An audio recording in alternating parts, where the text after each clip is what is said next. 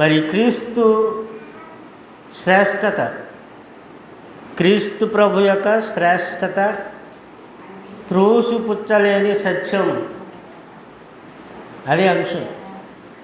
క్రీస్తు శ్రేష్టత, త్రోసిపుచ్చలేని సత్యం. ఎవడో త్రోసిపుచ్చలేడు, ఎవడో కాదనలేడు. అలాంటి సత్యాన్ని ఈరోజు నేను చెప్పబోతున్నాను. సత్యాన్ని మీకు చెప్పడానికి దేవుడు అవకాశం ఇచ్చాడు కాబట్టి ఈ త్రోసిపుచ్చలేని సత్యాన్ని మనం దేవుని వాక్యం నుంచి పరిశీలిస్తాం. అందులో భాగంగానే మనం హెబ్రీ పత్రికలో చదువుకున్న వాక్య భాగము 1వ అధ్యాయము 4వ వచనం. ఆ 4వ వచనంలో ఉన్న వాక్యాన్ని వివరణాత్మకంగా మనం వివరించుకొని సత్యవాక్యముని పరిశీలించడానికి ముందుకి సాగిపోదాం. మరియు ఆయన భూలోకమునకు ఆది సంభూతిని మరలా, అది కాదు 4 కథ చెప్పాను. ఆయన దేవుని మహిమ యొక్క తేజస్సును, ఆయన తత్వం యొక్క మూర్తిమంతమున ఇల్లి తన మహత్తుగల మాట చేత సమస్తమును నిర్వహించుచు పాపముల విషయంలో శుద్ధీకరణము తానేసేసి దేవదూతల కంటే ఎంత శ్రేష్టమైన నామము పొందినో వారికంటే అంత శ్రేష్ఠుడై ఉన్నత లోకమందు మహామహుడగు దేవుని కుడిపార్శ్వమున కూర్చుండెను. ఇదండి, ఇది గత కొన్ని వారాలుగా మనం ఆలోచన చేస్తున్నప్పటికీ దేవదూతల కంటే యేసుక్రీస్తు శ్రేష్ఠుడు అనే విషయం ఈ పౌలు, హెబ్రీ గ్రంథకర్త అయిన పౌలు గారు నిరూపించడానికి 1వ అధ్యాయము 2వ అధ్యాయము, అంటే హెబ్రీ పత్రిక 1వ అధ్యాయము 2వ అధ్యాయము 2 అధ్యాయాలు మాట్లాడుతూ వచ్చాడు. మీరు ఈ 2 అధ్యాయాలు కూడా చదవండి. ఇంటికి వెళ్ళిన తర్వాత హెబ్రీ 1వ అధ్యాయము, హెబ్రీ 2వ అధ్యాయము పూర్తిగా చదవండి. ఈ 2 అధ్యాయాల్లో కూడా యేసుక్రీస్తు యొక్క శ్రేష్టత, యేసుక్రీస్తు యొక్క ఔన్నత్యం, యేసుక్రీస్తు యొక్క మూర్తిమంతం, ఆయన ఉన్నత పరిస్థితిని గురించి చెప్తూ ఆయన ప్రవక్తల కంటే గనుడై ఉన్నాడని, ప్రవక్తల ద్వారా అప్పుడు మాట్లాడాడు, కానీ ఇప్పుడు క్రీస్తు ద్వారా మాట్లాడాడంటే ప్రవక్తల కంటే గనుడై ఉన్నాడు యేసుక్రీస్తు. దేవదూతల ద్వారా మాట్లాడాడు దేవుడు, దేవదూతల కన్నా యేసుక్రీస్తు ఘనుడై ఉన్నాడు, శ్రేష్ఠుడై ఉన్నాడు. సొలొమోను కంటే శ్రేష్ఠుడు, మోషే కంటే శ్రేష్ఠుడు. 3వ అధ్యాయం వచ్చేసరికి మోషే కంటే శ్రేష్ఠుడు, సొలొమోను కంటే శ్రేష్ఠుడు, దావీదు కంటే శ్రేష్ఠుడు. ఇలాగా అన్నిటికంటే శ్రేష్ఠుడు, అందరికంటే యేసుక్రీస్తు శ్రేష్ఠుడు, ఘనుడు.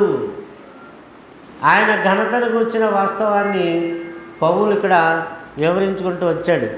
కాబట్టి ఈ యొక్క 4వ వచనాన్ని మనము పరిశీలన చేసి కొన్ని సత్యవాక్యాలు మనం నేర్చుకోవడానికి ముందుకు సాగిపోదాం. ఇది ఎవరో కూడా త్రోసిపుచ్చలేని సత్యమై ఉంది. ఈ 4వ వచనం నుంచి ఈ హెబ్రీ పత్రిక అధ్యాయం అంతా కూడా 1వ అధ్యాయము కానీ 2వ అధ్యాయం కానీ 3వ అధ్యాయం కానీ చాలా మంచి మంచి వాస్తవాలు ఇక్కడ చెప్పుకుంటూ వచ్చాడు. యేసుక్రీస్తు ప్రభువాన్ని గురించిన వాస్తవాలు. అందులో ద్వితోపదేశకాండం 32:43 వచనం మనం చూస్తే, ద్వితోపదేశకాండము దేవుని పిల్లలారా 32వ అధ్యాయము 43వ వచనాన్ని చదువుకుందాం. చదవండి. ఆ రాయబడిన వాస్తవాలు బైబిల్ గ్రంథంలో వాక్యానుసారంగా అలాగున ఉన్నవాళ్ళు ఏమని మనము పరిశీలన చేయాలి. జనములారా, ఆయన ప్రజలతో కూడా ఆనందించండి. హతులైన తన సేవకులను బట్టి ఆయన ప్రతిదండన చేయును, తన విరోధులకు ప్రతీకారము చేయును, తన దేశము నిమిత్తమును తన ప్రజల నిమిత్తమును ప్రాయశ్చిత్తము చేయును అని చెప్తూ ఉన్నాడు. అంటే శుద్ధీకరణము తానే చేసి ప్రాయశ్చిత్తము మనుషులందరికీ ప్రాయశ్చిత్తము యేసుక్రీస్తే చేస్తాడని ఈ వాక్యం ద్వారా చెప్తూ అటువంటి వాస్తవాన్ని ఇక్కడ తెలియపరుస్తూ వచ్చాడు. ఆయన దేవదూతల కంటే ఎంత శ్రేష్ఠుడై ఉన్నాడో, ప్రవక్తల కంటే ఎంత శ్రేష్ఠుడై ఉన్నాడో, ఆయన ఘనత ఎంత గొప్పదైందో యేసుక్రీస్తు గురించి చెప్తూ ఈ మాట రాశాడు. ఎప్పుడో మోసే రాసిన ధర్మశాస్త్ర పుస్తకంలోనే ఈ మాటలు రాయబడ్డాయి. చూడండి, జనములారా ఆయన ప్రజలతో కూడా ఆనందించుడి, అతులైన తన సేవకులను బట్టి ఆయన ప్రతిదండన చేయును. ఎంతమందిని ఈరోజు సేవకులను హతులుగా చేస్తున్నారు, హతమారుస్తున్నారు, హతసాక్షులు అయిపోతున్నారు. చూసారా, చాలామంది పాస్టర్ని చంపుతున్నారు, చర్చిలను కూల్చేస్తున్నారు, అవమానపరుస్తున్నారు, కేసులు పెడుతున్నారు, కోర్టుకి ఈడుస్తున్నారు సేవకుల్ని. కనుక హతులైన తన సేవకులను బట్టి దేవుడు ప్రతిదండన చేస్తాడట. ఎవరిని వదలడు, ఎవరిని వదలడు, అందరికీ శిక్ష విధింతాడు దేవుడు. ప్రతిదండన చేయును, తన విరోధులకు ప్రతీకారము చేయును, తన దేశము నిమిత్తమును తన ప్రజల నిమిత్తమును ప్రాయశ్చిత్తము చేయును అని ఇక్కడ దేవుని కోసం మనం చెప్తున్నాడు. ఆయన వాళ్ళందరికీ ప్రాయశ్చిత్తం చేసే పరిస్థితిని గురించి ఇక్కడ మాట్లాడుతున్న సందర్భం. ఆయన ఎంత గొప్పవాడో తెలియజేయడానికి యేసుక్రీస్తు ద్వారా ఆయన తెలియజేసుకున్నటువంటి, చేయదలుచుకున్నటువంటి ప్రతి మాటను కూడా చెప్పుకొచ్చాడండి. యేసుక్రీస్తు ద్వారానే శుద్ధీకరణం చేస్తాడు, ఆయన ద్వారానే మరి శిక్ష విధించేవాడు ఆయనే, రక్షించేవాడు ఆయనే, శిక్షించేవాడు ఆయనే అనే మాటలు మనం కూడా చూస్తూ ఉన్నాం. అలాగే ఆయన దూతల కంటే శ్రేష్ఠుడు అని కీర్తనలో కూడా చాలా చోట్ల వ్రాయబడుతూ వచ్చింది. కీర్తనాకారుడు ఆ విషయం రాస్తూ వచ్చాడు. 104వ కీర్తన 4వ వచనం మనం చూస్తే 104వ కీర్తన అందరూ రాసుకుని ఈ మాటలు జాగ్రత్తగా బైబిల్ గ్రంథంలో ఉన్నవాళ్ళు. దేవదూతలను వాయువులను తనకు దూతలుగాను, అగ్ని జ్వాలలను తనకు పరిచారకులుగాను ఆయన చేసుకుని ఉన్నాడు. చూసారా, వాయువు అంటేటండి గాలి. ఆ గాలిని కూడా ఆయన ఏం చేసుకున్నాడట, దూతలు, దేవుని దూతలుగా, పరిచారకులుగా ఆయన చేసుకొని ఉన్నాడన్నటువంటి వాస్తవాన్ని రాశాడు. దేవదూతలు వాయువులను తనకు దూతలుగాను, అగ్నిజ్వాలలను, అంటే అగ్నిజ్వాలలు అంటే దేవదూతలే. అగ్ని దేవదూత, గాలి దేవదూత, నీరు దేవదూత, ఆకాశం, భూమి ఇవన్నీ ఏంటండి పంచభూతాలు దేవతలు, మరో రూపంలో ఉన్నటువంటి దేవదూతలు. ఇవన్నీ కూడా తనకు పరిచారకులుగా ఆయన చేసుకొని ఉన్నాడు అని దేవుని వాక్యం మనకు తెలియజేస్తూ ఉంది. కనుక దేవదూతల కంటే యేసుక్రీస్తు శ్రేష్ఠుడు. చాలా స్పష్టంగా హెబ్రీ పత్రిక ఈ 1వ అధ్యాయం అంతయు, 2వ అధ్యాయం అంతయు, 3వ అధ్యాయం అంతయు కూడా చాలా మంచి మాటలు చెప్పాడు. కనుక యేసుక్రీస్తు దేవదూత మాత్రమే అని చెప్పేవాళ్ళు ఏమండి, వాళ్ళు అబద్ధం చెప్తున్నారనేది వాస్తవం. ఆయన దేవదూత కాదు. దేవుని యొక్క మూర్తిమంతమును, ఆయన తత్వం యొక్క స్వభావ లక్షణాలు కలిగినటువంటి వాడునే ఉన్నాడని దేవుని వాక్యం మనకు తెలియజేస్తాం. చాలా గొప్పవాడు యేసుక్రీస్తు. ఆయన్ని తక్కువగా మనం మాట్లాడడానికి వీలు లేదు. ఆయన శ్రేష్టత్వము చాలా గొప్పదై ఉన్నది, ఆయన దైవత్వము చాలా ఉన్నతమై ఉన్నది అని దేవుని వాక్యం మనకు తెలియజేస్తూ ఉంది. కనుక నెంబర్ 1 పాయింట్, మనం పాయింట్ల వేరుగా మనం చూసినట్లయితే యేసుక్రీస్తు దేవదూతల కంటే శ్రేష్టమైన నామము పొంది వారందరికీ పైగా ఉన్నవాడై ఉన్నాడని ఈ యొక్క అధ్యాయం మనకు తెలియజేస్తాం. నెంబర్ 1. నెంబర్ 2, యేసుక్రీస్తు దేవుని యొక్క అద్వితీయ కుమారుడుగా చెప్పబడ్డాడు. అది రెండో పాయింట్. మూడో పాయింట్ మనం చూస్తే యేసుక్రీస్తు కుమారుల బంధంలో కుమారత్వం యొక్క బంధాన్ని ఆ పాత్ర ధరించాడు. కుమారుని పాత్ర ధరించాడు. కుమారుడు పాత్ర ధరించాడు కాబట్టి ఆయన తక్కువవాడిగా చెప్పబడ్డాడేమో కానీ ఆయన తక్కువవాడైతే మాత్రం కాదు. శరీరాన్ని ధరించినందువలన తక్కువవాడిగా చెప్పబడ్డాడు అది.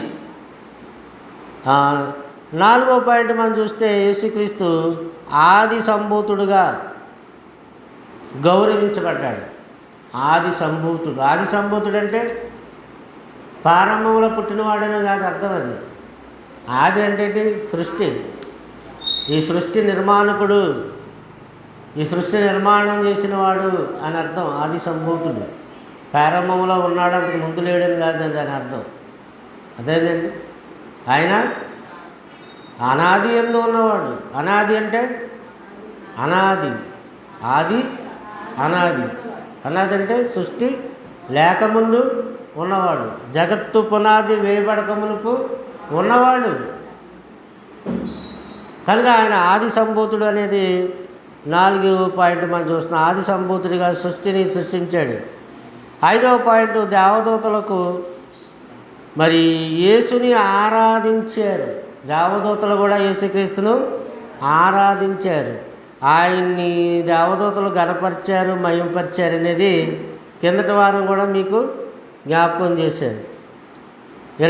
ప్రకటన గ్రంథం 22వ అధ్యాయము 8-9 వచనాలు. ప్రకటన గ్రంథం 22వ అధ్యాయం ఆఖరి అధ్యాయం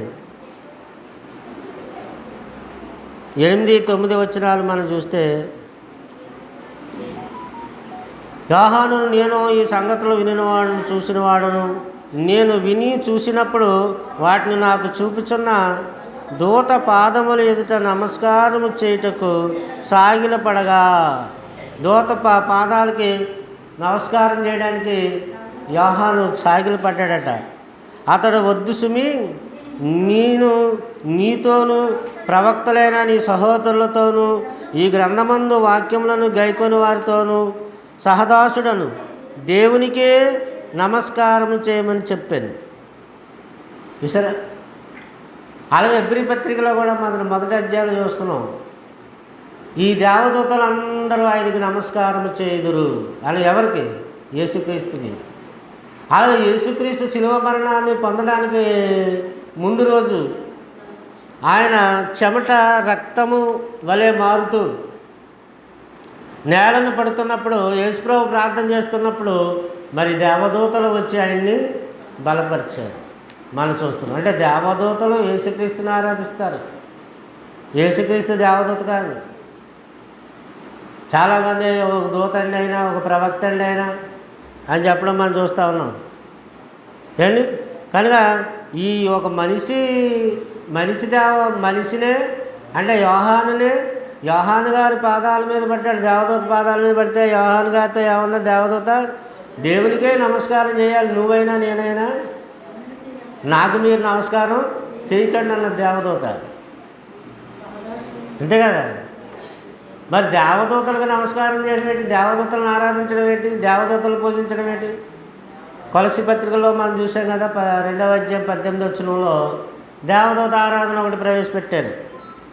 దేవదూత ఆరాధన ప్రవేశపెడితే అక్కడ ఉన్నటువంటి వాళ్ళందరూ దేవదూత ఆరాధన అనేది ఇష్టపడి ఏమండి దేవదూత ఆరాధన ఎందుకు ఇష్టపడుతున్నారు దేవదూత ఆరాధన అంటే ఆ దేవదూతలు పరిశుద్ధుడు పరిశుద్ధుడు పరిశుద్ధుడు పరిశుద్ధుడు పరిశుద్ధుడు యెహోవా పరిశుద్ధుడు అని వాళ్ళు ప్రతి గానాలు చేస్తూ ఉంటారు. పరలోకంలో ఎక్కడండి? పరలోకంలో దేవదూతలు ఏం చేస్తూ ఉంటారు? యెహోవా పరిశుద్ధుడు పరిశుద్ధుడు పరిశుద్ధుడు అని వాళ్ళు గోలగా కేకలు వేసి పునాదులు ఎదిరిపోయినట్టుగా కేకలు వేసి గొప్పగా మహాశబ్దంతో చేస్తారు. ఆ ఆరాధన వీళ్ళకి ఇష్టమైంది భూమి మీద ఉన్న మనుషులకి. ఎందుకని? అర్థమవుతుందండి మీకు? వీళ్ళ కూడా ఎగరడం, గంతులేయడం, కేకలేయడం, ఏదో అరుపులు అరవడం వీళ్ళకి కూడా పాకేసింది, ఆ వ్యాధి సోకినట్టు సోకేసింది. అక్కడ దేవదూతలే చేస్తున్నారు, మనం ఇక్కడ ఎందుకు చేయకూడదు అన్నటువంటి స్వభావంతో ఈ దేవదూత ఆరాధన అంది ఇచ్చగలిగినటువంటి వాళ్ళు వాయిద్యాలు వాయించడాలు, చప్పట్లు కొట్టడాలు, గంతులు వేయడాలు, కేకలు వేయడాలు, అరుపులు అరవడాలు, ఓ లబిడి దిబ్బిడి అని అల్లరి. అది చూసి కొంతమంది అన్యజనులు ఏమవుతున్నారు, చాలా ఇబ్బంది పడుతున్నారు. ఏంటి వీళ్ళకి అరుస్తారు, వీళ్ళకి ఆకలేస్తారు అని అందుకే కంప్లైంట్లు ఇస్తున్నారు. అర్థమైందమ్మా? మన మీద ఎవరు కంప్లీట్ ఎందుకు ఎవరంటే మనది చాలా డీసెంట్గా డిసిప్లిన్గా జరుగుతుంది ఆరాధన. కేకలు ఉండవు, గరుపులు ఉండవు, వాయిద్యాలు ఉండవు. వాయిద్యాలు గుడేసి ఓ గోలెటించేస్తారు, మోగించేస్తుంటారు. ఎందుకు వాయిద్యాలు? దేవుడికి అవసరం లేదు. దేవుడు ఆత్మ కనుక దేవుడిని ఆరాధించేవారు ఆత్మతో సత్యం. ఆత్మ కనుక మనకులాగా శరీరాన్ని ధరించుకున్నవాడు కాదు, బొమ్మ కాదేది. దేవదూత అంతకంటే కాదు. కొలసీ పత్రిక 2:18 నుంచి అదిగా ఒకసారి మళ్ళీ చదవాలి మీరు. ఎందుకంటే మీకు కూడా పలుమార్లు చెప్తేనే కానీ బుర్రకెక్కలేదు. దేనికి? వాయిద్యాలు కొట్టడానికి అతి వినయాసక్తుడై ఓ శృతి పరిశుద్ధుడు పరిశుద్ధుడు పరిశుద్ధుడు పరిశుద్ధుడు యెహోవా పరిశుద్ధుడని దేవదూత ఆరాధన యందు ఇచ్చగలిగి, ఇచ్చ అంటే ఇష్టం. ఇచ్చ అంటే ఏంటండి? ఇష్టం. అది ఇష్టం చాలామందికి. క్రీస్తు సంఘంలో హల్లెలూయా చెప్తా లేదు, క్రీస్తు సంఘంలో చప్పట్లు కొట్టడం లేదు, క్రీస్తు సంఘంలో స్తుతి ఆరాధన లేదు, వాయిద్యాలు లేవు, చప్పగా ఉందంటారు. చప్పగా ఉందా? అసలు చప్పదనంలో కమ్మదనం నీకు తెలుసా? మనకు ఉప్పు వేసుకోవడానికి అలవాటు పడిపోయాం. ఆ ఉప్పు చాలా ముప్పు అని తెలుసా మీకు? అర్థమవుతుందండి? పొద్దున్న పాస్టర్ గారు ఉప్మాలో ఉప్పు వేసేసారు ఎక్కువ. నేను తిన్నానే పక్కన పడేసాను. అప్పుడు ఈ ఉప్పు ఎక్కువ ఉంది నేను తిన్నాను. ఉప్పు ఎక్కువ తింటే షుగర్ పెరుగుతుంది, బీపీ పెరుగుతుంది. ఉప్పు మనకి ముప్పు. కూరల్లో ఉప్పులు ఎక్కువ వేసేసి నేర్చుకున్నారు, అందుకే బీపీలు వచ్చి చచ్చిపోతున్నారు, షుగర్ వచ్చి చచ్చిపోతున్నారు. ఉప్పులు కొంత తగ్గించండి. అలామో ఆరాధనలో ఉప్పు వేస్తున్నారు, వీళ్ళు ఉప్మాలో ఉప్పు వేస్తున్నారు, కూరల్లో ఉప్పు వేస్తున్నారు, పలావుల్లో ఉప్పు వేసేస్తున్నారు. ఉప్పు చాలా ముప్పు అండి. బ్లడ్ ప్రెషర్ ఎక్కువైపోయి బీపీ ఎక్కువైపోద్ది. బీపీ ఎక్కువైపోయి నరాలు చిట్లిపోతాయి, బుర్ర బద్దలైపోతుంది లోపల. పారాలసిస్ స్ట్రోక్లు అవి వచ్చేస్తాయి, ఉప్పు ఎక్కువైపోయి బీపీ ఎక్కువైపోతాయి. కాబట్టి ఉప్పు తగ్గించి చప్పగా తినండి. అది అలవాటు అయితే చాలా బాగుంటుంది చప్పగా తినడం వల్ల. అది ఆరోగ్యానికి కూడా చాలా మంచిది. కానీ ఉప్పు లేకుండా మనం తినలేము, ఉప్పుకి అలవాటు పడిపోయాం. పప్పులో కూడా ఏముండాలా? ఉప్పు ఉండాలి. పప్పులో ఉప్పు ఉండాలి, అన్ని కూరల్లో ఉప్పు ఉండాలి. ఆ ఉప్మాలో పెరుగు కలిపింది, ఉప్మాలో పెరుగు కలిపి పెట్టింది కాబట్టి ఉప్పు స్థాయి తగ్గింది. అప్పుడు తిన్నాను. అదేనండి, ఉప్పు తగ్గించండి, అది మనకే మంచిది. ఉప్పు ఎక్కువ వేసుకుంటే ముప్పు. అందరూ యవనస్తులైనా, పిల్లలైన, పెద్దవాళ్ళైనా, ముసలోళ్ళు అందరూ ఉప్పు తగ్గించాడు, ఆరోగ్యానికి మంచిది. అతి వినయాసక్తుడే దేవదూత ఆరాధన ఇచ్చగలిగి తాను చూసిన వాటిని గూర్చి అండి చూడకపోయినా గొప్పగా చెప్పుకుంటారు. నువ్వు అమెరికా మనం ఎవడన్నా చూసి వచ్చావా? కానీ అమెరికా ఎంత గొప్పది అంత గొప్పదని మనం చెప్తాం. ఇది మనకేం తెలుసు అందులో వాళ్ళు గొప్పతారు? దుబాయ్ ఎంత గొప్పదో ఎవడో తెలుసు? మనం చేసావా? కొయిటా ఎంత గొప్పదో మనకేం తెలుసు? మనకు తెలియదు. చూడకపోయినా వాటిని గురించి కూడా ఏం చెప్తారు? చూసిన వాటిని, చూడని వాటిని గొప్పగా చెప్తారు. అసలు దేవుడి కోసమే గొప్పగా చెప్పాలి, బైబిల్ కోసం గొప్పగా చెప్పాలి. అబ్బో అభిరాము అలా వినండి, మాట్లాడకండి. బైబిల్ క్లాస్కి మీరు చక్కగా రావాలి, వినాలి. గొప్పగా చెప్తారట, దేవుడి కోసం గొప్పగా చెప్పరు. తర్వాత గొప్పగా చెప్పుకొచ్చు తన శరీర సంబంధమైన మనసు వలన ఊరక ఉప్పొంగు. అంటే అర్థమేంటి? ఉండండి శరీర సంబంధమైన మనసు వల్ల ఊరక ఉప్పొంగుస అంటే అర్థమేంటి? వాయిద్యాలు కొడుతుంటే ఏమవుతుంది తెలుసా? ఊపొస్తుంది. వాయిద్యాలు వాయిస్తుంటే ఏమవుతుంది? డప్పు కొడుతున్నాడు అనుకోండి, ఆ డప్పు కొడుతున్నాడు చెప్పి గెరగాడుతుంది. గెరగట్టుకుని ఆడతాడు. ఎంతసేపు? డప్పు కొడుతున్నాడు చెప్పు. డప్పు ఆపేసాడు అనుకోండి, ఆగిపోద్ది. ఆడడం మానేస్తాడు. వాడు గట్టిగా డప్పు కొట్టుకోలేదు ఏం చేస్తాడు? ఇంకా గట్టిగా డ్యాన్స్ చేస్తాడు, ఇంకా ఇది చేస్తాడు. అంటే ఆ సౌండ్కి ఉన్నది ప్రభావం. సౌండ్కి ఏముంది? పవర్ ఉంది. అందువలన శరీర సంబంధమైన వాయిద్యాలు అవి పెట్టుకొని వాటి శరీర సంబంధమైన మనసు కలిగి, ఇదిగో మా వాడు ఈ క్యాషు బాగా వాయిస్తాడు, మా వాడు తబలా బాగా వాయిస్తాడు, మా వాడు అది బాగుంటాడు, ఇది బాగా వాయిస్తాడు, కీబోర్డు వాయిస్తాడు, నిన్ను దేవుడు నరకంలో వాయిస్తాడు. ఇవన్నీ నువ్వు ఇక్కడ వాయిస్తే దేవుడు నిన్ను నరకంలో పడేసి అక్కడ వాయిస్తాడు. నీకు అక్కడ వాయింపే అగ్ని ఆరదు. అది కాదు, ప్రశాంతంగా కూర్చొని చక్కగా దేవుడు వాక్య జ్ఞానం నేర్చుకోవాలి. చాలామంది అవనస్తులు చూడండి, ఈ వాయిద్యాలు ఉన్న చోటకి వెళ్ళిపోతూ ఉంటారు, ఆకర్షితులైపోతారు. ఎందుకంటే దాని శక్తి అలాంటిది. అది వాయించేసి వచ్చేస్తాడు బయటికి, మళ్ళీ ఆరాధనలో ఉండడు. చక్కగా బయటకు వచ్చేసి మళ్ళీ మార్నింగ్ షో సినిమాలు గట్టా పోతారు, ఆరాధనలో ఉండరు వాళ్ళు. యవనస్తులు వాయించడం వరకు మా పని వాయించేసి వచ్చేసి అనుకుంటారు, అంతే, అయిపోయింది. తప్పదు. తన శరీర సంబంధమైన మనసు వలన ఊరక ఉప్పొంగుచు శిరస్సును హత్తుకొనని వాడు ఎవడనో. శిరస్సు అంటే క్రీస్తు. ఆత్మ సంబంధమైన శరీరానికి ఆత్మ సంబంధమైన శిరస్సు అయిన క్రీస్తు. క్రీస్తును హత్తుకొనని వాడు ఎవడును మీ బహుమానమును అపహరింపనీయకుడి. అపహరించే దొంగిలింతాడు. నీ బహుమానాన్ని ఎత్తుకుపోయేవాడు ఉన్నాడు, వాడు దొంగ. వాక్యాన్ని ఎత్తుకుపోయే సాతాను ఉంది, సత్యాన్ని ఎత్తుకుపోయే సాతాను ఉంది. సత్యం ఎత్తుకెళ్ళిపోతాడు, నీ హృదయంలో నాటనివ్వడు, నీకు తెలియనివ్వడు, నీకు అర్థం కానివ్వడు. వాక్యం అర్థం కానివ్వడు, సత్యం. యేసుక్రీస్తు ఏం ప్రార్థన చేసాడో దేవుని పిల్లలు తెలుసు కదా మీకు. తండ్రి సత్యమునందు వీరిని ప్రతిష్ఠించము. ఎవరిని? క్రీస్తు సంఘాన్ని, వన్ అండ్ ఓన్లీ క్రీస్తు సంఘం. సత్యమునందు వీరిని ప్రతిష్ఠించము, నీ వాక్యమే సత్యం. అంటే సత్యంలో ప్రతిష్ఠించబడ్డవారు క్రీస్తు సంఘస్థులు అంటే. సత్యం అనే పునాది మీద కట్టబడిన వారు క్రీస్తు సంఘం అంటే. సత్యమునందు వీరిని ప్రతిష్ఠించము, నీ వాక్యమే సత్యము. కనుక సత్యమునందు ప్రతిష్ఠించమన్నాడు. ఆయన యందు విశ్వాసం ఉంచిన వారందరూ ఏకమై ఉండాలి, ఐక్యత కలిగి ఉండాలి, వాళ్ళందరూ కలిసికట్టుగా ఉండాలని ఆ రాత్రంతా యేసుక్రీస్తు గెత్సేమనే తోటలో క్రీస్తు సంఘం కొరకు ప్రార్థన చేశాడు. మీకు తెలుసు కదా. కనుక ఆ రిఫరెన్స్ మీకు చూపించవలసింది. అవసరమైతే యోహాను సువార్త 17వ అధ్యాయం ఇంటికి వెళ్ళాక చదువుకోండి. అధ్యాయం అంతా ప్రార్థనే, 17వ అధ్యాయం యోహాను సువార్తలో. కనుక శిరస్సును హత్తుకొనని వాడు ఎవడను మీ బహుమానమును అపహరింపకునీయుడి.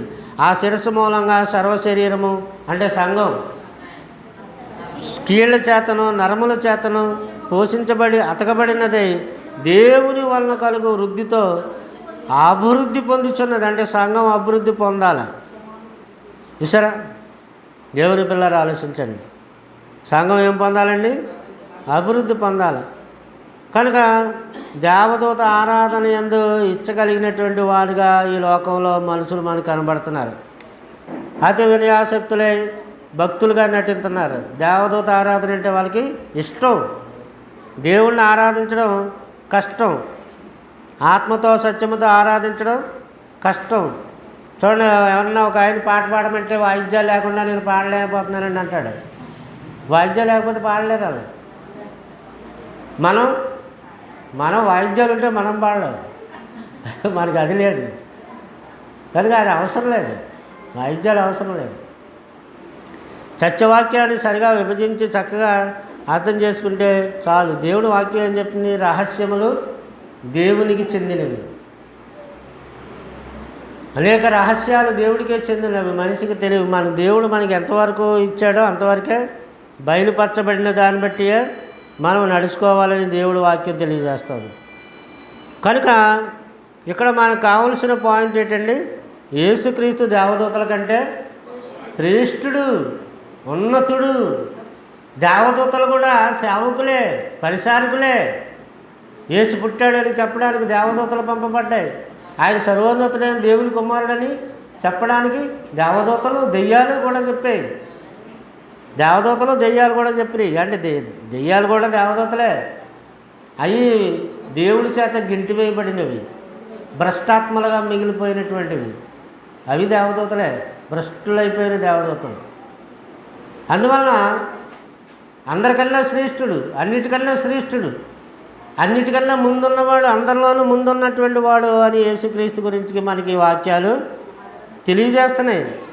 కనుక ఆ 5వ పాయింట్ ఏం చెప్పాను, దేవదూతల కంటే యేసు యేసుని దేవదూతలు ఆరాధించారు. అది యేసుని దేవదూతలు ఆరాధించారు. 6వ పాయింట్, యేసుక్రీస్తు దేవుని కుమారుడు. అలాగే యేసుకు కుమారత్వము అధికారముగా తండ్రి అయిన దేవుడు ఇచ్చి ఉన్నాడు. భూమి అందును పరలోకమందును భూలోకమందును నాకు సర్వాధికారం. అలాగే పాతాళ లోకం యొక్క తాళపు చెవులు నాకు ఇవ్వబడ్డంటే పాతాళంలో అధికారం ఉంది, భూమి అందు అధికారం ఉంది, పరలోకమందు అధికారం. ముల్లోకాల్లో అధికారం గలవాడు ఎవరో? యేసుక్రీస్తు. మీకు తెలుసు కదా ముల్లోక అధికారం ఎక్కడ చెప్పాడు? మత్తయి సువార్త 28వ అధ్యాయంలో 18వ వచనం నుంచి రాయబడింది. ఇదిగో పరలోకమందును భూలోకమందు నాకు సర్వాధికారం ఇవ్వబడింది అన్నది.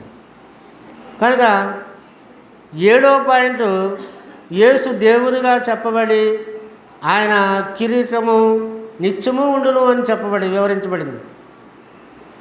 యేసుక్రీస్తు దేవుడు అని చెప్పబడమే కాకుండా ఆయన సింహాసనము, ఆయన కిరీటము నిత్యము ఉండును. అంటే ఈ యుగాంతం అయిపోయినా యేసుక్రీస్తు సింహాసనం నిలిచే ఉంటుంది. ఆయన నిరంతరము రాజుగా ఉన్నాడు. ఆయన రాజదండము, యేసుక్రీస్తు ప్రభు వారి యొక్క రాజదండము ఆయన చేతిలో ఉంటుంది. ఆయన కిరీటం ఉంటుంది. ఆయన సింహాసనాసీనుడే రాజ్య పరిపాలన చేస్తాడు. ఆయన రాజ్యదండం అంటే ఏంటి తెలుసా? ఆయన కుడి చేతిలో ఉన్నటువంటి రాజదండము. రాజదండం అంటే ఏంటి తెలుసా? రాజదండము అంటే ఏంటి చెప్పగలరా? వాక్యం. రాజదండం అంటే ఏంటి అనుకుంటున్నారు? వాక్యమే.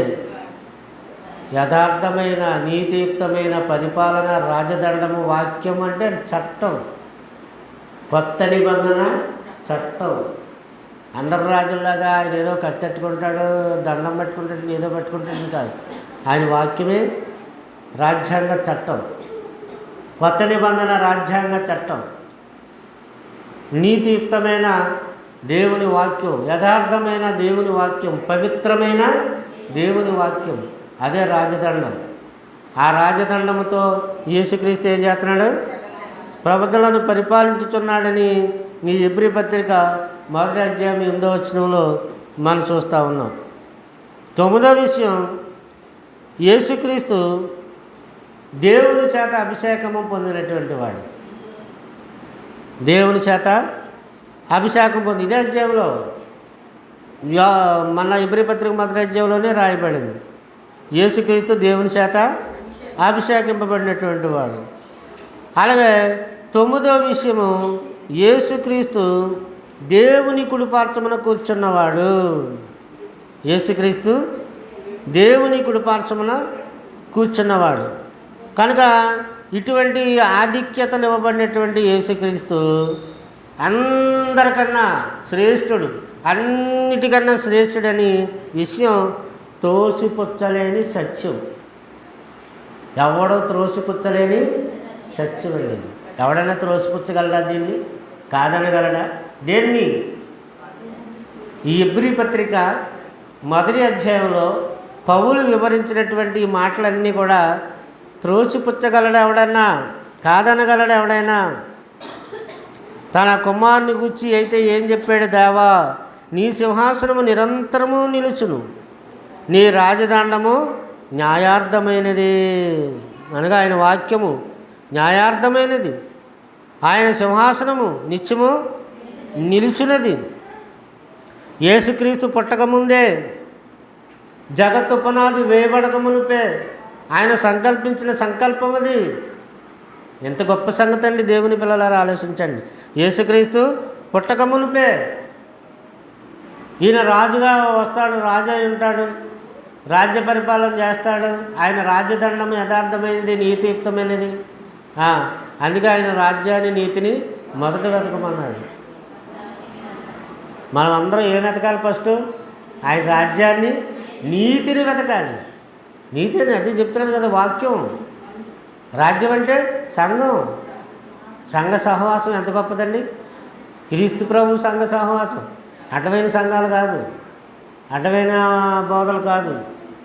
క్రీస్తు సంఘ సహవాసం స్వచ్ఛమైనది, శ్రేష్టమైనది, పవిత్రమైనటువంటి క్రీస్తు సంఘ సహవాసం. అదే క్రీస్తు ప్రభు యొక్క రాజ్యం.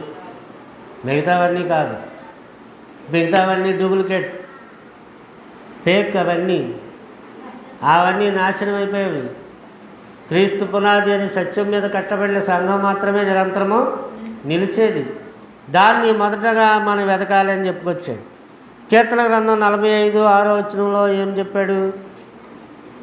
దేవుని పిల్లలారా ఒకసారి చూడండి. కీర్తన గ్రంథం 45:6. దేవా, నీ సింహాసనము నిరంతరము నిలుచును, నీ రాజ్యదండము న్యాయార్థమైన దండము.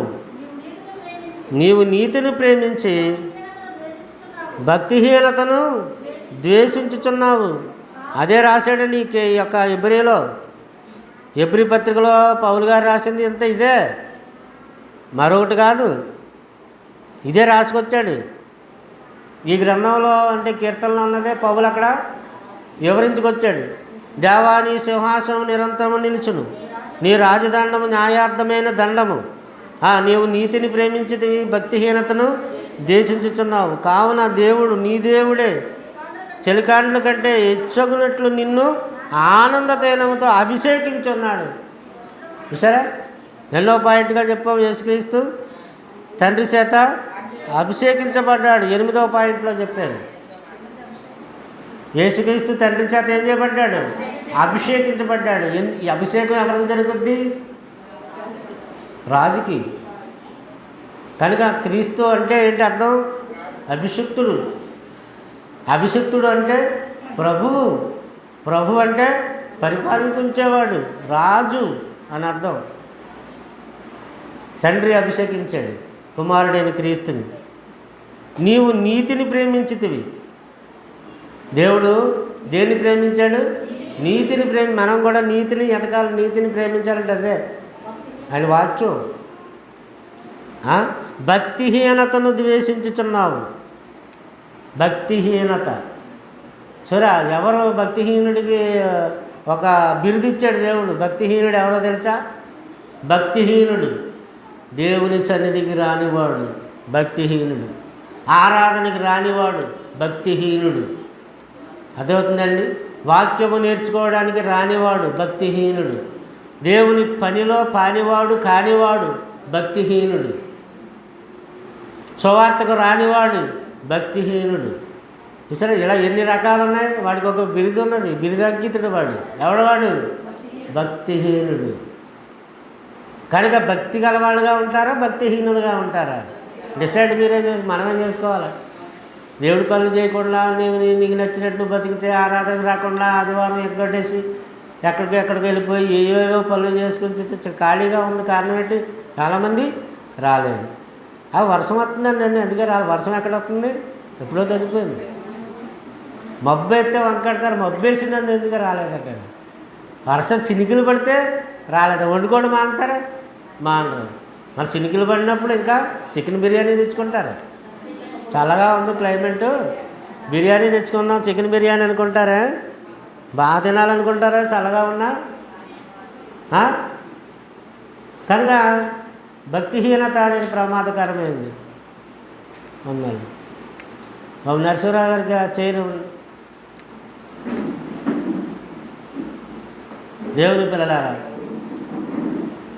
భక్తిహీనత అనేది చాలా ప్రమాదకరమైనది. కనుక మనం భక్తిహీనులు కాకూడదు. ఎందుకు చెప్పండి? భక్తిహీనతను నువ్వు ద్వేషించుచున్నావు. దేవుడు ఏం చేస్తున్నాడంటే భక్తిహీనతను ద్వేషిస్తున్నాడు. భక్తిహీనత బద్ధకంలోంచి పుట్టుతుంది. బద్ధకమే మనిషికి బద్ధశత్రువు. బద్ధకాన్ని వదిలేయాలి. దేన్ని? బద్ధకాన్ని ఏం చేయాలి తెలుసా? గొయ్యి తీసి పాతేయాలి. మీరు గొప్పవాళ్ళు అవ్వాలంటే శ్రద్ధగా ఉండాలి. శ్రద్ధ గలవాడు ఐశ్వర్యవంతుడు. శ్రద్ధగా పనిచేసేవాడు బోళ్ళంత సంపాదిస్తాడు. బద్ధకస్తుడు అడుక్కు తింటాడు అనకూడదు. కానీ అర్థమవుతుందా మీకు? బద్ధకాన్ని ఏం చేయాలా? గొయ్యి తీసి పాతేయాలి. దాన్ని నువ్వు గొయ్యి తీసి పాతకపోతే అది నిన్ను పాతేస్తుంది. నువ్వు అభివృద్ధి చెందలేవు. బద్ధకంగా ఉంటే, సోమర్తనంగా ఉంటే, నిర్లక్ష్యంగా ఉంటే అభివృద్ధి చెందలేము. డే అండ్ నైట్ కష్టపడాలి. అవసరమైతే కుటుంబాన్ని పోషించుకోవడానికి, దేవుడి సేవ జరిగించడానికి, దేవునికి సహాయము అందించడానికి డే అండ్ నైట్ కష్టపడాలి. పౌలు అంతటి వాడే నా స్వహస్తములతో నేను కష్టపడి పని చేయుచున్నానన్నాడు. కష్టపడి నా చేతులు కష్టపడ్డవి. ఇదిగో అక్కర గలవానికి పంచిపెట్టి నిమిత్తము దొంగిలించి వాడికి దొంగిలించడం మాని తన స్వహస్తములతో పని చేయవలను. కష్టపడాలి. ఆడైనా మగైనా కష్టపడాలి. మన ఆంధ్రాలో ఉన్న కల్చర్ ఏంటంటే మగవాడు తెచ్చిపెట్టాలి, ఆడమంచి ఇంటికాడ హాయిగా మంచం మీద ముప్పోతులాగా తినాలి అనేటువంటి సిస్టమ్ ఉంది ఇక్కడ. ఆడవాళ్ళు బయటకు వెళ్ళకూడదండి అన్నట్టు.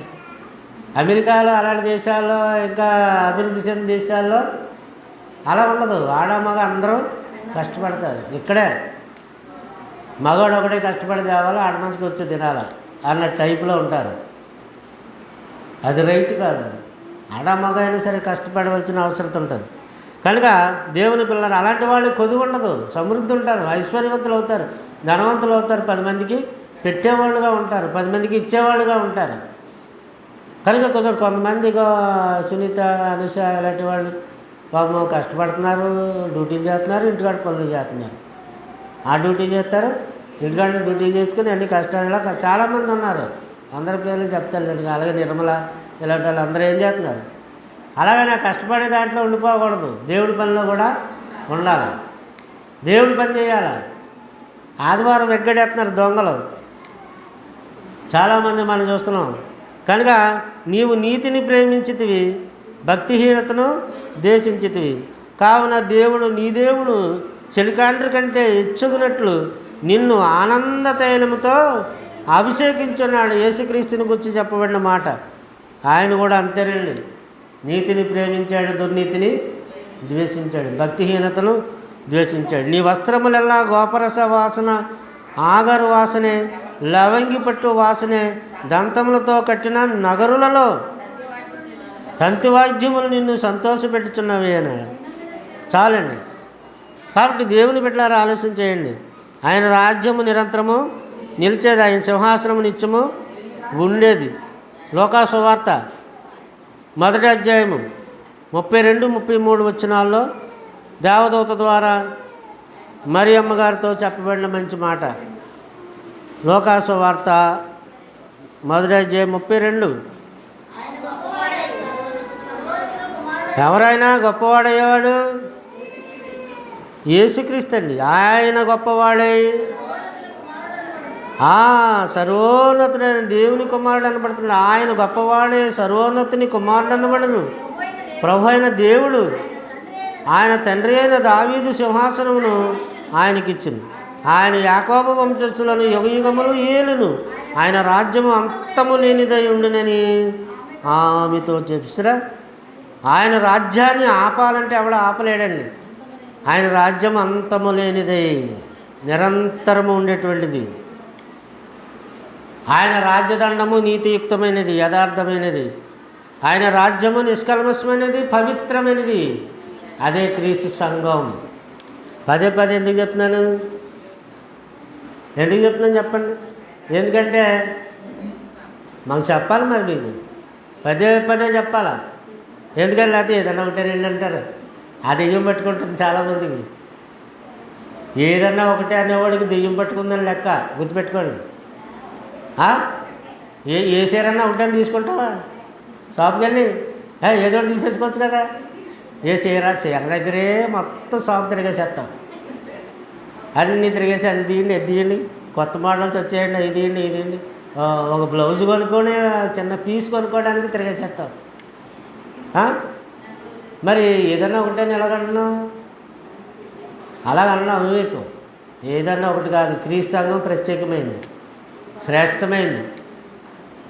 అది క్రీస్తు చేత కట్టబడింది, క్రీస్తు రక్తం ఇచ్చి స్థాపించబడింది.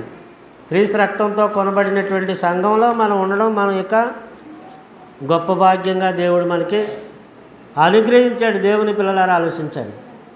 కానీ చాలామంది ఏదన్నా ఒకటే అనే దెయ్యం పట్టుకుని మాట్లాడిన పరిస్థితి కనబడుతుంది. ఏ శిక్ష అయినా ఒకటే అనుకుంటారు. కనుక అంత్యకాలము వరకు కూడా యెహోవా సింహాసనము, ఆయన ఉండడు. అంత్యకాలం వరకే సింహాసనం మీద కూర్చుంటాడు, ఆ తర్వాత ఉండదు. సొలొమోను సింహాసనం మీద, దావీదు సింహాసనం మీద మరి నిరంతరము ఉండదు, అది పోయింది అనుకుంటారు. కానీ అది ఆత్మ సంబంధమైన రాజ్యంగాను, ఆత్మ సంబంధమైన సింహాసనంగాను క్రీస్తు ప్రభు సింహాసనాసీనుడై ఉంటాడన్న విషయం ఇక్కడ తెలియపరిచాడు. అందువలన ఆయన దావీదు సింహాసనం పై నుండి పరిపాలించుచున్నాడు. హెబ్రీ పత్రిక 4వ అధ్యాయం 14వ వచనం. దేవుని పిల్లలారా చూడండి ఒకసారి. ఆకాశ మండలము గుండా వెళ్ళిన, అందరూ తీసుకోండి, హెబ్రీ పత్రిక 4వ అధ్యాయం 14వ వచనము. ఆకాశ మండలము గుండా వెళ్ళిన దేవుని కుమారుడని యేసు అని గొప్ప ప్రధాన యాజకుడు మనకున్నాడు గనుక మనము ఒప్పుకొనిన దానిని గట్టిగా, సత్యాన్ని గట్టిగా చేపట్టాలి, వదిలేయకూడదు. దేన్ని ఒప్పుకున్నాం? ఇది సత్యమని ఒప్పుకున్నాం, ఈయనే సత్యవంతుడని ఒప్పుకున్నాం యేసుక్రీస్తుని. దాన్ని ఎలా పట్టాలట? గట్టిగా. ఎవరు కాదన్నా, ఎవరు అవునన్నా, ఎవరు హింసించినా, ఎవరో వద్దన్నా నేను సత్యాన్ని వదలను, సంఘాన్ని వదలను. సమస్యలు వస్తాయి, కుటుంబంలో సమస్యలు రావా? చెప్పండి అమ్మ, కుటుంబాల్లో సమస్యలు రావా? అన్నదమ్ముల మధ్య, అక్క చెల్లెళ్ళ మధ్య, భార్యాభర్తల మధ్య, పిల్లల మధ్య వస్తాయి, రావండి. కుటుంబం అన్న తర్వాత సమస్యలు వస్తాయి. కానీ సంఘాన్ని వదలకూడదు. సంఘాన్ని వదిలితే విశ్వాస భ్రష్టులైపోతారు. దేవుని బిడ్డలారా ఆలోచించండి. సంఘం వదలకూడదండి. ఎందుకంటే కనెక్టింగ్ నీకు దేవుడికి ఉండాలి. కనెక్టింగ్ మనకి దేవుడికి ఉన్నప్పుడు ఎవరు ఎలా పోయినా దేవుడిని వదలవు, సంఘాన్ని వదలవు. అదే మనుషులతో కనెక్టింగ్ అయితే ఆ మనిషి మంచోడు కాదు, సంఘాన్ని వదిలేస్తాం. అతనితో మనకి ఏమైనా గొడవచ్చి సంఘాన్ని వదిలేస్తాం. అది అవివేకం. సంఘాన్ని వదలకూడదు. వివేకవంతుడు ఎవడో సంఘాన్ని వదులుకోడు, సత్యాన్ని వదులుకోడు. సమస్యలు వచ్చినా, శ్రమలు వచ్చినా, కష్టాలు వచ్చినా, కరువులు కాటకాలు వచ్చినా, ఇబ్బందులు వచ్చినా నీ బంధువులైనా వదిలేసుకో, కానీ సంఘాన్ని వదలొద్దు. దేవుని పిల్లలు ఆలోచించు. ఎందుకని సంఘం మనకి, దేవుడికి మనకి బంధం. ప్రభు అయిన యేసుక్రీస్తుకి మనకి బంధం. ఆయన రక్త సంబంధం. క్రీస్తు రక్తంతో కొన్నాడు. ఆయన మన ప్రధాన యాజకుడు. ఆకాశ మండలము గుండా వెళ్ళిన దేవుని కుమారుడు. గొప్ప ప్రధాన యాజకుడు మనకున్నాడు. గొప్ప ప్రధాన యాజకుడు మనకున్నాడు. అంటే మన పాస్టర్ కాదు ఇక్కడ లెక్క. పాస్టర్ నేను కావచ్చు, ఇంకోటి కావచ్చు, మరొకటి కావచ్చు, ఎవడో కావచ్చు. ఎవడెవడికి శాశ్వతం కాదు. అవునే కదా చెప్పండి. నేను ఈరోజు నిలబడి వాక్యం చెప్తున్నాను, నేను చచ్చిపోవచ్చు, ఇంకొకటి చెప్తాడు. అడుగు చచ్చిపోవచ్చు, ఇంకొకటి చెప్తాడు. అదేనా మీకు పాస్టర్లు శాశ్వతమా? చెప్పరమ్మా. మరి మాట్లాడరేటి? పాస్టర్ నిత్యం కాదు, నిరంతరం కాదు, శాశ్వతం కాదు. కానీ మన ప్రధాన యాజకుడు ఎవరు? ఆయన యేసుక్రీస్తు నిజమైన యాజకుడు. ఈ యాజకుడిని పట్టుకుంటావేంటి నువ్వు? పాస్టర్ గారిని పట్టుకుంటావేంటి నువ్వు? పాస్టర్ గారికి అది చూడకు నువ్వు. ఎవరికది చూడాలా? అది వీళ్ళు ఉంటారు, పోతారు. నిరంతరము ఉన్నటువంటి యాజకుడు మనకున్నాడు.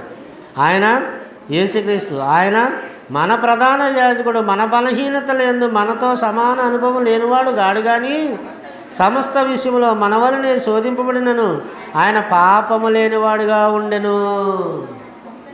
పాపము లేని యాజకుడు, పరిశుద్ధుడైన యాజకులు, ఆయన పరిశుద్ధమైన యాజకత్వము, పాపము లేని యాజకత్వము.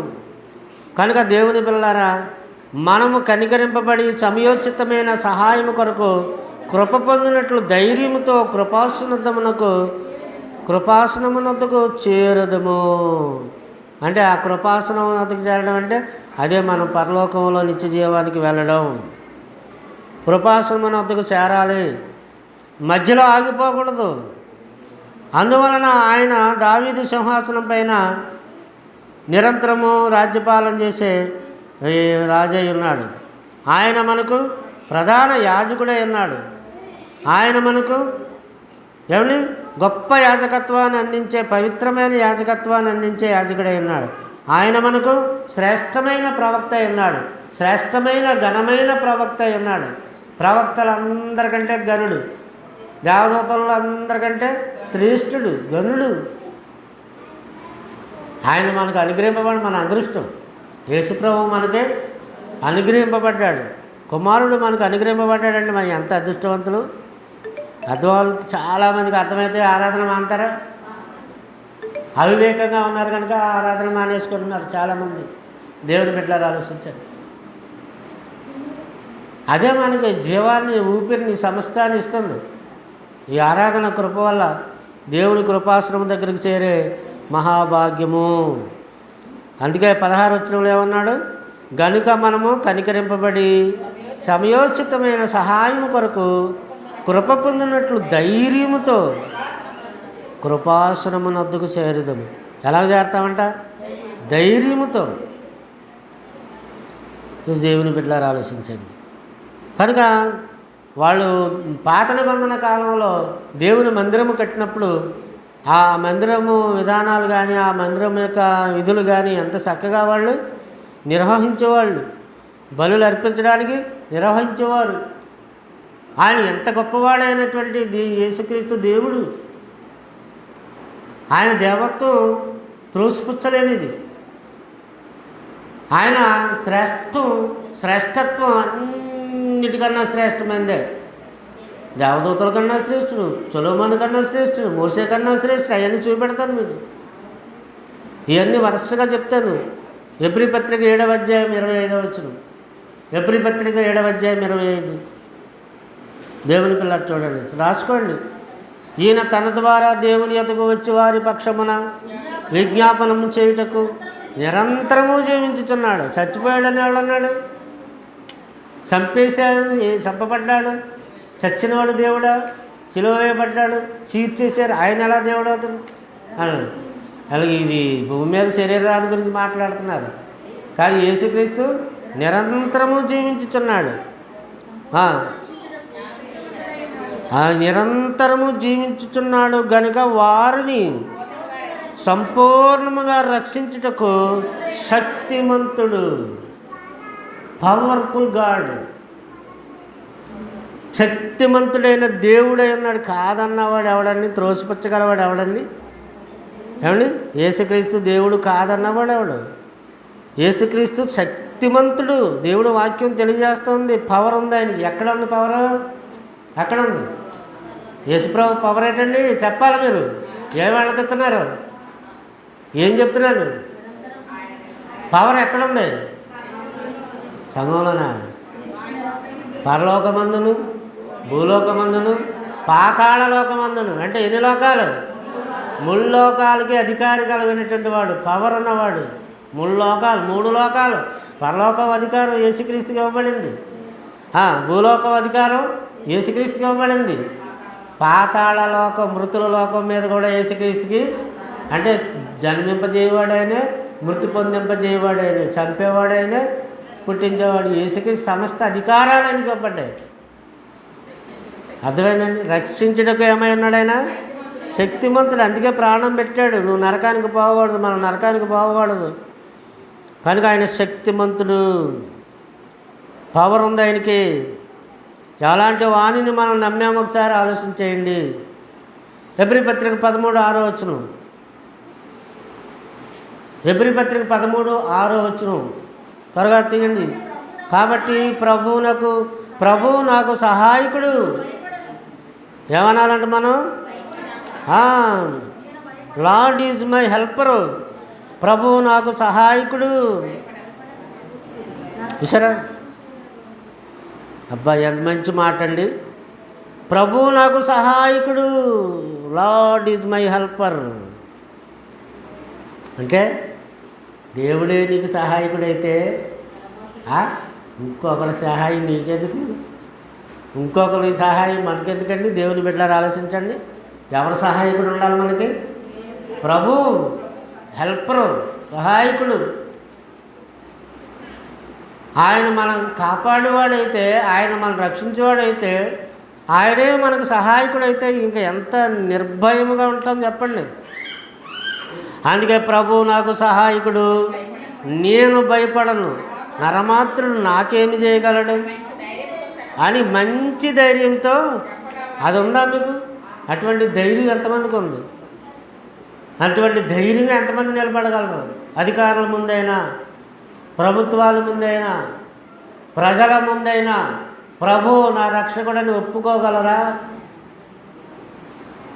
ప్రజల ముందు, మనుషుల ఎదుట నన్ను ఒప్పుకొనివాడు ఎవడో వాణి నేను పరలోకమందు నేను ఒప్పుకొందును. నన్ను ఒప్పుకొనని ఎవడంటాడో, నా గురించి ఎవడు సిగ్గుపడతాడో వాడిని నేను కూడా ఒప్పుకోను, వాడిని త్రోసేస్తాను నరకంలోనికి అన్నాడు. కాబట్టి దేవుని బిడ్డలారా ఆలోచన చేయండి. ప్రభు నాకు సహాయకుడు. ఆయనే సహాయకుడైతే, హెల్పర్ అయితే, ఆయనే మనకి హెల్పర్ అయితే అన్నీ ప్రొవైడ్ చేస్తాడు. అన్నీ ఏం కావాలని నువ్వు నా పని చేయి. మనం చేయవలసిందేటండి? ఎవరు చెప్పాలా? మనం చేయవలసిందేంటి? దేవుడి పని, ప్రభు పని మనం చేస్తే ప్రభు మనకి సహాయకుడు. ఆయనే మనకు అన్నీ హెల్ప్ చేస్తాడు, ఆయనే మనకు సహాయపడతాడు. నరమాత్రుడు నాకేమి చేయగలడు అనుకోవాలట మనం. ఈ మానవ మాత్రుడు నాకేం చేయగలడు? మనకు ఎవరు ఇవ్వాలి? దేవుడు ఇవ్వాలి. ఎవరు చేయాలి? దేవుడు చేయాలి. మనకు ఆశ ఎవరు చూడాలి? దేవుడు చూడాలి అని ధైర్యముగా చెప్పగలవారమై ఉన్నామా? అటువంటి ధైర్యం ఉందా మనకి? అంత ధైర్యం అదే మరి ఎఫెసీ పత్రిక 3:12 కూడా అంటాడు, ఆయన యందలి విశ్వాసం చేత ధైర్యమును, నిబ్బరమైన ప్రవేశమును, నిబ్బరమైన ప్రవేశమును ఆయనను బట్టి మనకు కలిగి ఉన్నవి. విసర యేసుక్రీస్తుని బట్టి మనకి ధైర్యం కలిగింది. మనం పిలిపోలమే, మనకి అటువంటి శక్తి సామర్థ్యాలు లేనివాళ్ళమే. కానీ ఎవరిని బట్టి కలిగినాయి? యేసుక్రీస్తుని బట్టి ఈ ధైర్యం మనకు కలిగింది. ఎందుకంటే మన ప్రధాన యాజకుడు గనుడు, ప్రవక్తల కంటే గనుడు, దేవదూతల కంటే గనుడు, గొప్పవాడు, అన్నిటికన్నా ముందుగా ఉన్నవాడు, ఏమండి అనంతకాలం ఉన్నటువంటి వాడు, నిత్యుడైనటువంటి వాడు, నిత్యత్వంలో ఉండేటువంటి వాడు, ఆయన వంటి వాడు ఈ ప్రపంచంలో ఇంకెవడనో లేనేలేడు. ఆయన అందరి విశ్వాసము చేత ధైర్యమును, నిబ్బరమైన ప్రవేశమును ఆయనను బట్టి మనకి కలిగి ఉన్నవి అని ఎంత చక్కగా ఈ యొక్క పౌలు పత్రికల్లో ఉన్న అద్భుతమైన విషయాలండి. యేసుక్రీస్తు ప్రభు యొక్క శక్తి గురించి చెప్పాడు పౌలు. ఆయన శరీరధారిగా ఉన్నప్పుడే బలహీనంగా కనిపించాడు, కానీ ఆయన మహాశక్తివంతుడు. మనవలే శరీరధారిగా ఉన్నప్పుడు మనవలే బలహీనుడు. ఆకలి దాహం ఉంది ఆయనకి, అది బలహీనత అంతే. ఆయన ఆత్మరూపంగా వెళ్ళిపోయాడు, మృతుల్లోంచి లేచి పునరుత్థానుడు అయిపోయిన తర్వాత ఎటువంటి వాడైపోయాడు? ఆయన ఇంకా ఎటువంటి మహాశక్తి రూపుడైపోయాడు. మహాకాశములు పట్టజాలనంత అద్భుత శక్తిమంతుడైపోయాడు యేసుక్రీస్తు. ఇప్పుడు ఆయన శరీరం కాదు, ఇది మామూలు మట్టి శరీరంలో లేడైనా, మహిమ శరీరాన్ని ధరించిన వాడే సమాధిలోంచి లేచి తండ్రి దగ్గరికి వెళ్ళిపోయి ఎక్కడ ఉన్నాడు? ఆయన సింహాసనం మీద ఉన్నాడు. పేతురు మొదటి పత్రిక 3:22 చెప్తాడు, ఆయన తండ్రి అయిన దేవుని కుడిపార్శ్వమునకు హెచ్చించబడి ఆయన సింహాసనం మీద కూర్చున్నాడనే విషయం పేతురు గారు రాసిన మొదటి పత్రిక 3:22. ఆయన పరలోకమునకు వెళ్ళి, ఎక్కడికి వెళ్ళాడండి?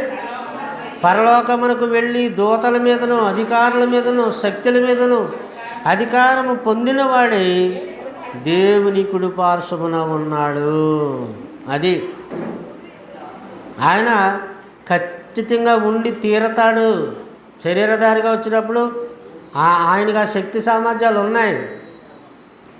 ఆయనకు ఆ శక్తి సామర్థ్యాలు స్వయంగా ఉన్నాయి. స్వయంభవుడు యేసుక్రీస్తు అంటే. స్వయంభవుడు అంటే తనంతటి తానుగా ఉన్నవాడు. ఎవరో సృష్టించబడినాడు కాదు, మధ్యలో వచ్చినవాడు కాదు, పరలోకంలో పుట్టినవాడు అంటే అంతకంటే కాదు. పుట్టుకంటే అర్థం తెలియక మాట్లాడుతుంది చాలామంది. పరలోకంలో పుట్టాడు, ఎవడు నువ్వు చూసావా యేసుప్రభు పరలోకంలో పుట్టాడని? ఎక్కడన్నా పోనీ పరలోకంలో పుట్టాడని ఉందా? ఒక్క రిఫరెన్స్ అన్నా యేసుప్రభు పరలోకంలో పుట్టాడు అని ఎక్కడన్నా ఉందా? పరలోకంలో పుట్టాడు అంటున్నారు. పుట్టడం అంటే ఏంటో చెప్పాను కదండి మీకు. నీవు నా కుమారుడువు, నేడు నేను నిన్ను కని ఉన్నానంటే అర్థం ఏంటి తెలుసా? నిబంధన ద్వారా పుట్టాడు, వాగ్దానం ద్వారా పుట్టాడు. మృతులలో నుంచి సమాధిలోంచి ఆయన లేపబడట ద్వారా దేవుని కుమారుడుగా నిరూపితుడయ్యాడు, నిరూపించుకుని పడ్డాడు. తండ్రి చిత్తం నెరవేర్చడంలో ఇష్టమైన మాటగా నీవు నా ప్రియ కుమారుడివి, నీ అందు నేను ఆనందించుచున్నాను, ఈయన మాట అందరూ వినండి అన్నాడు. అంతే తప్ప ఏదో పుట్టడం అంటే ఈ మన పుట్టిక మన లాంగ్వేజ్ వాడాడు అంతే. లాంగ్వేజ్ మనకు పిల్లలు పుడుతున్నారు కదా, స్త్రీలు కంటున్నారు కదా, ఆ లాంగ్వేజ్ వాడాడు. కానీ అది దాని అర్థం వేరు. దాని వెనకాల ఉన్న గొప్ప అంతర్గతమైన లోతుల్లోనికి వెళితే ఇలా పుట్టడం కాదు, ఇలా పుట్టాడు అనే వాస్తవం. అంటే వాగ్దానం ద్వారా పుట్టాడు, నిబంధన ద్వారా పుట్టాడు. అంతే తప్ప దేవుని కుమారుడుగా అభిషిక్తుడు అయిన ద్వారా రాజవంటి ద్వారా పుట్టాడు తప్ప అని దేవుడు అన్నాడు. ఆయనకు ఒక బిరుదుగా ఇచ్చాడు. నువ్వు నా కుమారుడివి, నేను నిన్ను నువ్వు నా కొడుకులాటోడవు రా, నా చిత్తం అంతా నెరవేర్చావు అన్నాడే తప్ప ఆయన ఎక్కువ ఈయన తక్కువ అని కాదు దాని అర్థం. ఫిలిప్పీ పత్రిక చివరిగా 2వ అధ్యాయం 9వ వచనం నుంచి చూడండి. దేవుని పిల్లలారా, లోతుగా అధ్యాయనం చేయాలి. దేవుని జ్ఞానం మనకంతా తెలిసిపోయింది అనుకోకూడదు. అందుచేతనే పరలోకమందున్న వారిలో కానీ, ఏమండి, భూమి మీద ఉన్నవారిలో కానీ, భూమి కింద 3 లోకాలు చెప్తున్నారు చూడండి. ఇక్కడ పరలోకమందు ఉన్న వారిలో కానీ అంటే పరలోకం, భూమి మీద ఉన్న వారిలో కానీ అంటే భూలోకం, భూమి క్రింద ఉన్న వారిలో కానీ పాతాళ లోకంలో కానీ ప్రతి వాని మోకాలు యేసు నామమున వంగునట్లును ప్రతి వాని నాలికయు తండ్రి అయిన దేవుని మహిమార్థమే యేసుక్రీస్తు ప్రభువని ఒప్పుకొనున్నట్లును దేవుడు ఆయనను అధికముగా హెచ్చించి ప్రతి నామమునకును పైనామమును, అది అందరికన్నా పైగా తండ్రి అయిన దేవుడే యేసుక్రీస్తు ప్రభువాన్ని ఉంచాడండి. చూసారా, అన్ని నామముల కన్నా పైనామమును యేసుక్రీస్తుకి ఇచ్చుకున్నాడండి. ఆయన ప్రతి ఒక్కడు ప్రభు అని ఒప్పుకోవాలా. ప్రభు అంటే యేసు అనే కాదు, యేసు అని మాత్రమే కాదు. యేసు అంటే ఏంటి? రక్షకుడు. యేసు అంటే రక్షకుడు. అది పుట్టకముందే ఆ పేరు యేసు పెడతారు. ఇమ్మానుయేల్ అంటాడు భాషాంతరం, దేవుడిని మన తోడు. ఇమ్మానుయేల్ అనగా అర్థం ఏంటి?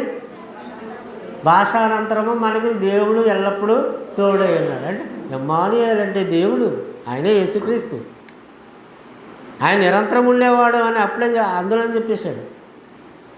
యేసు రక్షకుడు, క్రీస్తు అంటే ఇందాక చెప్పుకున్నాం, చెప్పాలి మరి మాట నా చేత చెప్పించకూడదు. క్రీస్తు అంటే ఏంటి? అభిషక్తుడు. అభిషక్తుడు అంటే మీకు గంటతో వచ్చేయాలా. అభిషక్తుడు అంటే రాజు. రాజు అంటే ప్రభువు అనే పదం కూడా ఉంది. ప్రభువు, కురియోస్ అని గ్రీక్ పదం ఉపయోగించబడింది. ప్రభువు, కురియోస్ అంటారు ప్రభుని గ్రీకులో. ప్రభు అంటే ఆయన మాటలు వినాలి అందరూ, ఆయనకు లోబడాలి అందరూ. ఎవడు కూడా తిరస్కరిస్తే అయిపోయేది పని. తిరస్కరిస్తే, రాజుని తిరస్కరిస్తే ఏం చేస్తాడు? సరసాల్లో వేయండి, అవి నాలుగు కోసేయండి అంటాడు. లేకపోతే కొరడాలు చంపేయండి, వీళ్ళు ఉరి తీసేయండి అని ఏ అధికారం అని రాజుకు ఉంది. అలాగే యేసుప్రభుని ఒప్పుకోకపోతే యేసుప్రభుకి ఏ అధికారం ఉంది? నరకంలో వేసేయండి, వీడిని తీసుకెళ్ళి వీడి ఆత్మను నరకంలో పడండి. అంత గొప్ప అధికారం గలవాడు యేసుక్రీస్తు. అర్థమైందండి?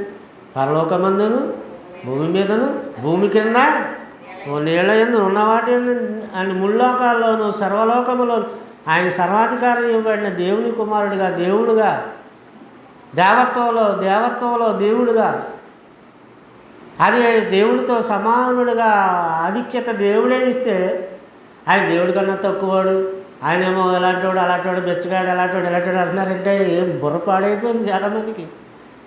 అర్థమైందమ్మా?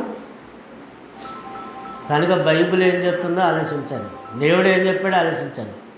ఎవరు చెప్పినా ఏమీ నమ్మకండి. నిండుకుండా ఎప్పుడు ఏమవుదో, నిండుకుండా తొనికిసలాడదు. ఖాళీకుండా డబ్బడబ్బు కొట్టుకుంటుంది, నిండుకుండా తొనికిసలాడు. అంటే వాక్యం బాగా తెలిసినవాడు తొనికిసలాడు, స్టాండర్డ్గా ఉంటాడు, కదల్చబడ్డాడు. కనుక మీరు అలాగ ఉండాలి.